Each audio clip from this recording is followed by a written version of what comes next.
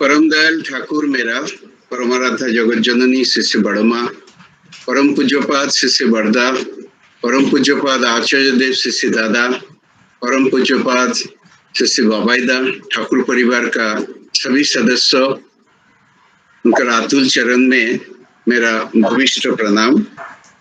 सत्संग में उपस्थित पंजाधारी कर्मी, ऋतिक देवता, सत्संग पिपासु, सत्संग प्रेमी सभी दादा, माता, छोटे बच्चे सभी को मेरा हृदय भरा जय गुरु। मेरे बारे में गौरंग भाई ने बहुत कुछ बड़ा चढ़ा के बता रहे थे। हम ऐसा कुछ है नहीं। हम ठाकुर जी का एक नितांत सेवक हूँ और वही दयाल के चरण में उनको पकड़ के चलते चलते हमारा जीवन का रथ का गति सही दिशा पे चलते रहता है और जीवन में सुख दुख के बीच में भी एक परम आनंद हम अनुभव करके जीवन का सार्थकता को अनुभव करते हैं। ये मनुष्य जीवन एक दुर्लभ जीवन है। बहुत पुण्यों के बाद हमें इसका प्राप्ति होता है, लेकिन हम जब देखते हैं इस मनुष्य कीड़ा मकोड़ा के सारे जिंदगी जीते हैं और मरते हैं, जीवन का क्या उद्देश्य है वो समझता है नहीं है। इसलिए ठाकुर जी का सत्य शरण में हम जो पढ़ते हैं वो अवसादग्रस्त हो जाता है। उनको पूछो कैसे हो, तो क्या सुख है क्या दुख है उनका फर्क को नहीं समझता है। और बहुत सारे चीज, अर्थ, मान, यश इतने होने के बावजूद उसका जीवन का जो उद्देश्य है उनको समझ में नहीं आता है और किसी ने जीवन दान कर देते हैं, व्यर्थ हो जाते हैं। और चाहे हम सुशांत राजपूत का मैं बात नहीं जानता हूँ, वो सुसाइड है क्या मृत्यु है, लेकिन उनका जीवन में जो परेशानी था इसके बारे में तो किसी को संदेह नहीं था। उन्होंने जो ड्रग का सहारा, अभी उनको मर्डर किया गया था कि उन्होंने सुसाइड किया, वो प्रश्न है, उसके ऊपर सीबीआई ने विचार कर रहा है, अनुसंधान चालू है। लेकिन हम सत्संग के आधार में आके क्यों इस चर्चा को हम उल्लेख कर रहे हैं? इसलिए मैं उल्लेख कर रहा है कि हमारे जीवन में जीवन चलने का रास्ता सीखना है, दूसरे का फेलियर को देख के कि मेरे जीवन में, मेरे परिवार का कोई सदस्य के अंदर में ये अवसाद ना आए और उनमें वो फ्रस्ट्रेशन ना आए जिसके लिए हमें कोई ड्रग का सहारा लेना पड़ा। अभी जो बोलते हैं मुंबई में, हम मुंबई में हैं और यहाँ पे हर दिन न्यूज खोलने से ही हम जो देखते हैं इतना एक्टर एक्ट्रेस जो ख्याति का शिखर में चढ़े हैं, उनके इतने सारे फैन बने हैं और जो उनका नाम मतलब उनके जो क्या बोलते हैं, कुछ भी उनके बारे में जब कुछ खबर आते हैं तो जो जिनका फैन होते हैं वो उसी खबर को आहरण करके जो तृप्ति लाभ करते हैं और उसी को दूसरे को बोल के जो तृप्ति लाभ करते हैं, तो हम उसी को हमारा ठाकुर के भाषा में जब जुड़ते हैं, जीवन का ये सब चीज लेके प्रकृति, वो है जजन और जाजन। एक किसी को जिसको प्यार करता है, चाहे वो मेरा पिताजी हो, मेरा बच्चा हो, मेरा बीवी हो, तो उसका हर पल उसने क्या किया नहीं किया और उसके बारे में जानकारी लेना हमारा पहला कर्तव्य होता है। उनके बारे में कैसा जाता है और फिर जो जानकारी है, एक माँ उसका सहेली को उसका बेटा के बारे में कुछ भी पता है, मेरा बेटा आज हंस रहे थे, पता है मेरा बेटा ने आज पहली बार माँ बोला, पहली बार पापा बोला, तो देखो वो पहले उसका बच्चा ने क्या किया, पापा बोला कि हंसा कि क्या किया, वो है उसका जजन जानने का। तो हमारा जो विश्व पिता है, जो परम पिता पुरुषोत्तम है, जो हमारा जीवन का केंद्र है, तो उसके बारे में हर पल हमें भी जजन करना है, उनके बारे में जानना है, चाहे ये सत्संग के माध्यम से, चाहे उनका पुस्तक पढ़ के, चाहे ये जो भजन कीर्तन हुआ, हमारे हृदय के अंदर में इतना एक आनंद का अनुभूति लेके देते हैं, तो उसी से मेरा हृदय पवित्र होता है और हमारा जजन होता है। और वही चीज मैं इस सत्संग में आके मेरा दो काम हो रहा है। एक तो मैं अभी तक सत्संग में आके जितनी चीज सुना, श्रवण किया, तो उसी से हमारा प्रभु का जयगान हो रहा था, तो वही मेरा जजन हुआ, उसमें मेरा जीवन का बहुत उन्नति हुआ। और मैं कहता हूँ, मैं यहाँ कुछ बोलने को आया, वो मेरा दूसरा कर्तव्य है कि आज आप लोगों के सामने ठाकुर को लेके चल के मेरा जीवन का जो अनुभूति हुआ है, अनुभूति के माध्यम से जो भी मैं प्राप्त किया है, वही मेरा ज्ञान। और उसी ज्ञान को हम जब दूसरे के पास बताते हैं, तो उसी में मेरा जाजन होता है और उसमें मेरा खुद का मंगल होता है। बहुत लोग सोचते हैं मैं किसी को कुछ दे रहा हूं मतलब मेरा नुकसान हो रहा है, लेकिन ठाकुर मुझे ऐसा चीज एक सिखा दिया जिसको दान करने से मेरा खुद का मंगल होता है, प्राप्ति होता है। किसी को धर्म दान करना वो सबसे बड़ा धर्म का काम होता है, सबसे बड़ा जो सुकर्म बोला जाता है वो होता है। दूसरी चीज है किसी को ज्ञान दान करना। एक शिक्षक, पहले एक प्रथा था कि किसी के पास कुछ ज्ञान है वो उसको छुपा के रखना चाहता था और सोचेगा कि लोग उसके पास आएगा और उसी से उसका जो वैल्यू बढ़ जाएगा करके। लेकिन एक टीचर जो चीज सीखा है, जब तक छात्रों को उसको शिक्षा नहीं देगा, तो उस शिक्षा कुछ दिन के बाद वो भूल जाएगा कि a+b² क्या होता है, उसका फॉर्मूला में क्या होता है। लेकिन वो जब तक उसको दूसरे को ज्ञान को प्रदान करते जाएगा, तो उसका ज्ञान मतलब टीका रहेगा। ये चीज जब हमको समझ में आता है, हम वो जो दूसरे को देने का कंजूसी वो हम नहीं करेगा। इवन हम जब कुछ दान करता है, ठाकुर का वाणी है, बीते जे पारे ना पावातार घटे ना, मतलब जो दे नहीं सकता है उसका प्राप्ति नहीं होता है। तो हम बोलते हैं ना कि बहुत सारे मंदिर हो रहे सत्संग में, ठाकुर के लिए अर्घ्य दो। ये अर्घ्य देने से मेरा जो पाने का जो रास्ता है वो सुगम हो जाता है। लेकिन ठाकुर सत्संग में आके इतने सारे धर्मों का प्रचार होता है, इतने सारे धर्म ग्रंथ है, लेकिन ठाकुर अनुकूल चंद्र पहली बार आके जो लोग भ्रम के रास्ता के धर्मों का रास्ते पे चलने को कोशिश करता था, तो उनको सावधान करके दिए है कि पाने के आशा में मेरा भक्त मत बनो। ये बहुत बड़ा चीज है जो सत्संग का पहला पेज में हमको सावधान किया गया है।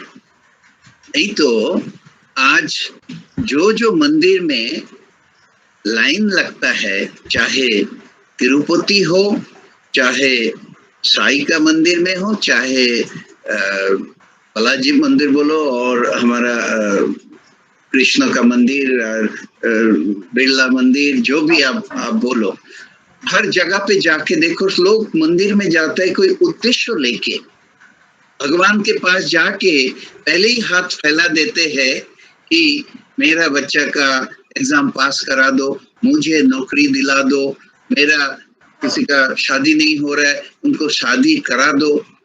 मांग मांग मांग, भगवान के पास में जाके उनका एक ही उद्देश्य है। और जब सीधा मांग के नहीं होता है, तब उन्होंने भगवान को रिश्वत देने का कोशिश करता है कि उनके साथ एक कमर्शियल रफा करे। कंडीशनल जो भी ठाकुर के साथ भगवान के साथ प्राप्ति, भगवान तुम मुझे नौकरी दिला दो, मैं तुम्हें सोने का मुकुट चढ़ाऊंगा और मैं इतना ये करूंगा, मैं तुम्हें इतना दान करूंगा। तो कितना बेवकूफी पे रास्ते पे लोगों को धर्माचरण को लेके जिंदगी जी रहा है। ये तो सच बात है कि ये धर्म के नाम पे तो सभी लोग जाते हैं, धर्म के प्रति प्रीति है, सब कुछ है। ओ जो सुशांत राजपूत का बात करके, वो तो शिव भक्त थे, शिव का पूजा करते थे, शिव का ये करते थे और जो भी है, लेकिन आखिर वो धर्म उनको सही रास्ते में तो रख नहीं पाया। ठाकुर अनुकूल चंद्र इसलिए सावधान बानी देके, हम कोई पूछता है सत्संग में, धर्म तो सब एक ही है, ठाकुर अनुकूल चंद्र बोल के गए धर्म सब एक ही है, तो एक ही है तो हम जो पुराना कुछ कर रहे हैं आप उसमें बदल करने को मुझे क्यों कहते हो? हम जब भजन करने को जाते हैं तो लोग तुम्हें ऐसा कुछ सवाल पूछेगा कि मैं तो एक पूजा कर रहा हूँ, तो उसमें आपका पाबंदी क्या है? धर्म तो सब धर्म है, हमारा इसमें गाना भी है, ईश्वर एक, धर्म एक, प्रेरित पुरुष बर्तवाही। तो धर्म एक होने से भी वहां पे ठाकुर कौन सा मैसेज दिया है? धर्म एक बोलने का मतलब है ये अलग सलग करके आप जो मारामारी करते हो वो बंद करो। ईश्वर प्रेरित पुरुष एक ही होता है, रूप जो बदल के आते हैं। लेकिन तो बोलते आप दादा मुझे आपको कंफ्यूजन लग रहा है आपका बातों में, आप एक बार बोल रहे धर्म एक है कोई अलग नहीं, आप फिर अभी बोला सत्संग में नया कुछ आया और ठगे जाओगे आप, तो ये तो कुछ कंफ्यूजन हो रहा है। तो यही तो कंफ्यूजन दूर करने के लिए प्रेरित पुरुष आते हैं जुग जुग में, और जो कंफ्यूजन है उस कंफ्यूजन को सॉल्यूशन देते हैं ठाकुर अनुकूल चंद्र, इसलिए वो सॉल्यूशन दिए हैं। पहले जो भी हो रहा था, क्या कोई पुराना धर्म श्री कृष्ण बोल के गए थे क्या कि मेरे पास आके मुझे रिश्वत दो, ये बोल के क्या रामचंद्र बोल के गए थे क्या? जो भगत क्या रामकृष्ण देव श्री चैतन्य देव को इस तरह बोलते गए थे क्या? नहीं हुआ, नहीं बोला। कोई भी धर्म ग्रंथों में ऐसा नहीं लिखा रहता है कि किसी को घृणा करो, बदला लो और आतंकवादी बनो, धर्म का नाम लेके दूसरे को प्रहार करो, खत्म कर दो।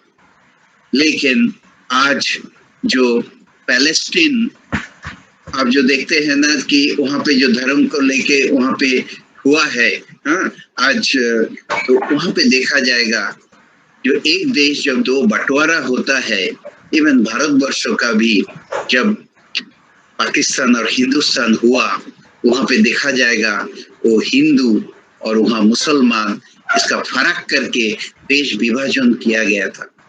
आज 2 अक्टूबर है, गांधी जी का जन्मदिन जिसको बापूजी कहा जाता है, उनको लेके देश शरण करता है जो अहिंसा का बानी दिए थे। लेकिन इस गांधी जी ने ऐसा ही विभेद का करा के सोचा था वो सॉल्यूशन है, और आज देखिए ये हिंदुस्तान पाकिस्तान का जो विवाद है ये सुलझ नहीं रहा है, बढ़ते जा रहा है, बढ़ते जा रहा है, बढ़ते जा रहा है। इसलिए जब प्रेरित पुरुष आते हैं, ये इष्ट नाई नेता जे जमे दालाल किंतु शे, जिनके मन में इष्ट नहीं है, हमारा सीआर दास जो थे, चित्तरंजन दास ठाकुर जी के पास जाते थे, ये थे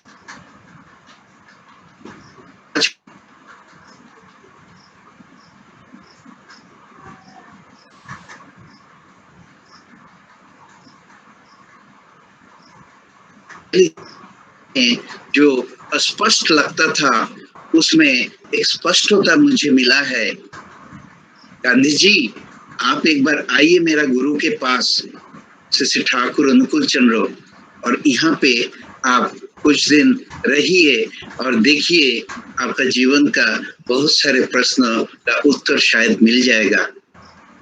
गांधी जी चित्तरंजन दास के बात सुन के प्रेरित होके, क्योंकि इनको प्रेम करते थे, उन्होंने जो देश उद्धार करने के लिए काम करते थे, तो उसके लिए गांधी जी पाबना में, हिमायतपुर में ठाकुर जी का आश्रम में आए थे। ठाकुर जी के शरण में आके उन्होंने सब कुछ दर्शन किया। बहुत उनको अच्छा लगा कि वहां पे हमारा ठाकुर का जो एक कॉन्सेप्ट था कि समाज का जागरण करने के लिए हमें छोटा छोटा कुटीर शिल्प बना के आत्मनिर्भर होना है। आज जो सेल्फ सफिशिएंसी और आत्मनिर्भरता का बात मोदी जी करते हैं और देश का जो नारा दिया जाता है, ये आत्मनिर्भरता का बात कभी का जमाना में ठाकुर जी सब बोल के गए थे और उन्होंने करके दिखाया भी था। उनका आश्रम में विज्ञान भवन, फिर तपोवन स्कूल, फिर वहां पे विद्युत भवन हमारा बोला जाता था, वर्कशॉप, जहां पे इलेक्ट्रिसिटी के कामकाज के लेके वर्कशॉप का होता था। ठाकुर जी ने छापाखाना बनाने के लिए बंदोबस्त किए थे कि अपना मैगजीन हम कैसे छाप सकता है। और उनका जो रसोईसोना मंदिर, जो भेषजागार, जहाँ पे औषधि बना सकता है, ठाकुर खुद डॉक्टरी पढ़ने के लिए गए थे कलकत्ता में नेशनल मेडिकल कॉलेज में। वहां पढ़ते पढ़ते उन्होंने जो देखा कि अब दवाई देके मनुष्य का बीमारी कितना दूर करोगे, तो उसमें कितने सारे पद्धति है। एलोपैथी है, होम्योपैथी है, नेचुरोपैथी है, यूनानी है, बहुत सारे पैथी है। लेकिन ठाकुर जी ने देखा सबसे ज्यादा प्रॉब्लम है मनुष्य का मन का बीमारी। उस मन का बीमारी को अब जब तक सुधार नहीं सकते हो, तब तक मनुष्य का कोई भी, जितना भी आप पैथी करो, एलोपैथी ये करी, तो उससे वो सुधार नहीं होगा। इसीलिए ठाकुर जी का चिकित्सा विज्ञान में उन्होंने जो पैथी यूज किया था, उनको बताया जाता था क्यूरोपैथी। क्योर करने का, किसी का कुछ प्रॉब्लम है, उसका हमको सॉल्यूशन निकालने का है। और उस पैथी को सिर्फ अब दवाई दे के नहीं होता है। हमका, हमारा जैसा हम शरीर के अंदर में भी हमारे ये एक बहुत बड़ा कारखाना है। मेरे पेट के अंदर जो पैंक्रियास, लीवर, कितने सारे गॉल ब्लैडर, इतने सारे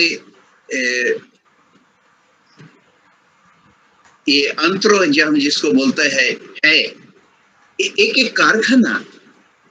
यहाँ से पैंक्रियास से इंसुलिन बनता है, फिर वो हमारा इसमें जाता है, हमारा लीवर से जो सिक्रेशन होता है, हर चीज कारखाना में सब केमिकल बन रहा है।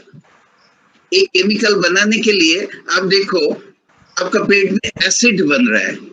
कौन सा एसिड? हाइड्रोक्लोरिक एसिड बन रहा है। आप जो नमक खाते हो NaCl, उसमें जो क्लोरीन है, फिर वहां पे वो लीवर में जाके वहां से हाइड्रोक्लोरिक एसिड। क्यों हाइड्रोक्लोरिक एसिड चाहिए? भी आपको एसिड नहीं होगा तो आपको फूड को आप डाइजेस्ट नहीं कर पाओगे।